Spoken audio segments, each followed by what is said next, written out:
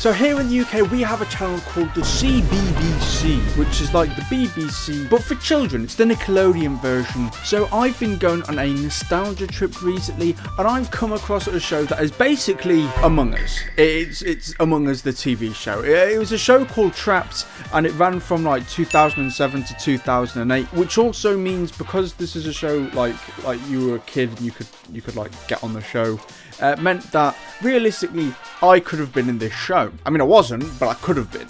So let me describe the show to you. It starts off with a guy named Whitey Sneak. That's supposed to be like hide and seek. An unfortunate peak. That's what I feel like with my channel. Anyway, whoever made the name clearly had like watched Caroline like the minute beforehand. But he basically takes 6 kids or contestants, same thing, and puts them in a tower. So these kids, like in universe, come from a specific like place in like the UK. So it leads 2 options. Either the tower that they're about to go in is the same tower, in which case I have a lot of questions, like what happens to the old contestants. You'll find out why later. Who the heck are you? I've been here for centuries.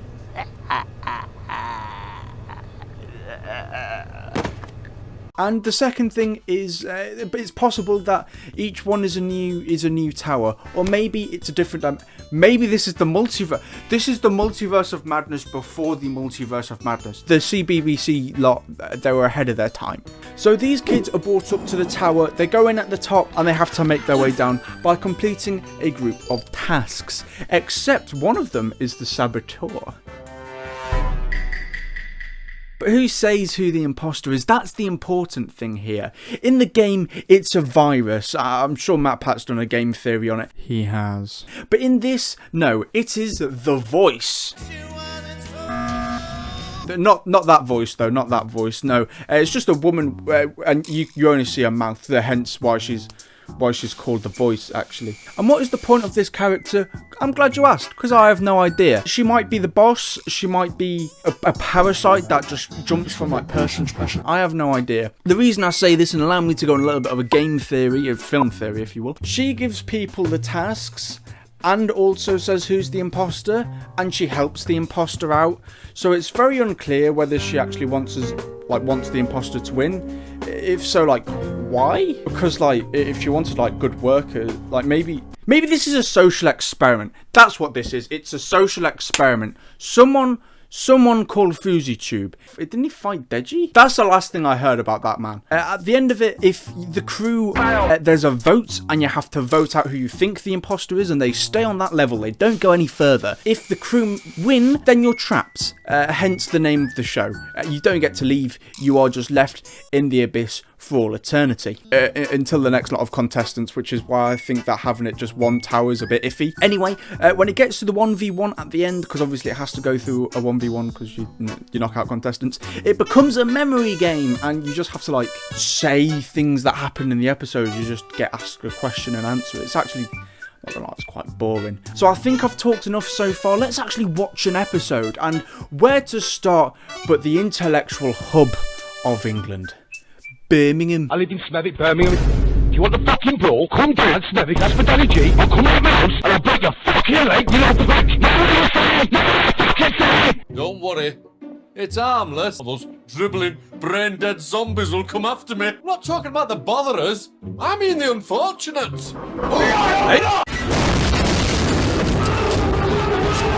So I'll be honest, I kind of forgot to mention this guy, mostly because he's not really relevant. He's kind of like the comedic relief. He's the caretaker. I think within the lore, he's like the first imposter or whatever. All he does is kind of take pot shots at the contestants, which is what I'm here to do in a respectful way. I'm the funny one here. You've come for me. I can't explain to you like how much I dislike this person. Okay, so the first game is called Body Snatch. What does that mean? Well, it means that this body has been disassembled and the contestants have to put it back together. The imposter has to stop stop them. But how will the imposter do that? Because it's kind of obvious if you just, like in real life, you kind of see them not do anything. So the way this works is during the time frame that they have, it's like a minute, they will have 3 blackouts in which the imposter can do a multitude of removing limbs, and they can have help. So there are these guys. These guys can be uncaged. However, I will say the imposter kind of has a really difficult challenge here. I don't care how dark it is. You can hear the person moving, so you got to be really sneaky. I think it's really difficult to be the imposter in these kind of games, but you know, let's see how he does. It's time to pick. My nose. Joseph, do not react. You are the saboteur.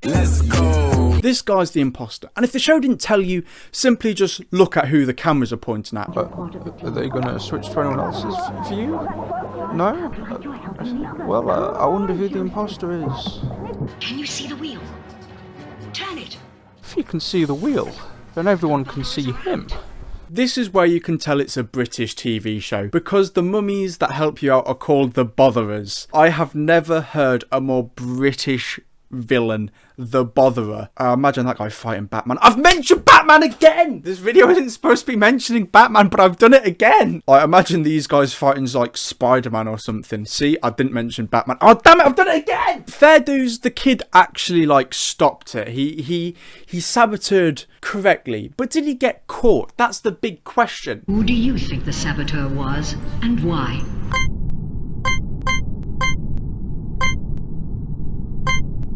You have voted for Joseph.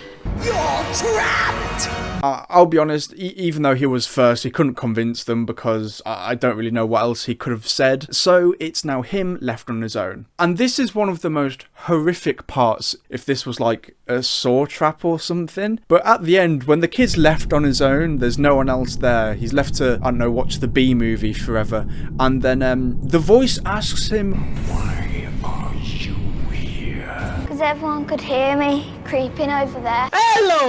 Floor 5, Freaky Factory. This is one of my favourites. So there is this conveyor belt, and the contestants are put into their own little separate like boxes. They're cordoned off. You can't see who's doing what. And on the conveyor belt goes egg boxes. All the contestants have to do is fill those egg boxes with the correct colour. They need to do this 5 times, and the imposter just has to like not have them complete it, which gives them a lot of options. Because they're kind of cordoned off, they don't have to worry about what other people are seeing. They can just take the boxes, take the eggs, swap the eggs, go and knock the other contestants out. But before we get into it, I have been ignoring the caretaker for a good reason. This is an example of a good reason. It's gonna be a scramble to get that challenge done in time, and there's foul play going on. And it just makes me wanna... Oh no! Okay, I thought that would be funny. I don't think it's funny anymore. I don't think it's funny. Alex, do not react. You are the saboteur. Okay, this guy's the saboteur. Let's see what he can do on his own, I guess. Okay, what's he gonna do? Stop the eggs getting through. They must not complete the boxes. Okay.